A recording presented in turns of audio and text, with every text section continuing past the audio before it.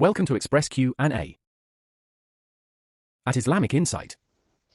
احرام سے متعلق ایک اور سوال ہے کہ بعض لوگ عمرے کے افعال سے فارغ ہو جاتے ہیں، طواف کر لیا، سعی کر لی، لیکن بال نہیں کٹاتے اور حرم سے باہر چلے جاتے ہیں، تو اس کا کیا حکم ہے؟ تو دیکھیے، حلق احرام سے باہر نکلنے کے لیے حرم میں بال کٹانا ضروری ہے۔ تو جیسے ہی آدمی سعی سے فارغ ہو تو کوئی اور کام میں لگنے سے پہلے وہ بال کٹا لے اور احرام سے نکل جائے، اس لیے کہ جب تک کہ وہ بال نہیں کٹائے گا تو وہ احرام میں رہے گا۔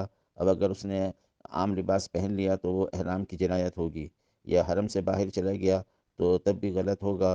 حرم سے باہر جا کر اگر اس نے جدہ میں بال کٹوائے تو دم واجب ہوگا۔ تو اس لیے اس کا خیال رکھیں عمرہ کرنے والے کہ جیسے ہی عمرے کے افعال سے فارغ ہوں تو وہیں حرم میں بال کٹوا لیں، تو بال کٹانے کے بعد وہ احرام سے نکلیں گے۔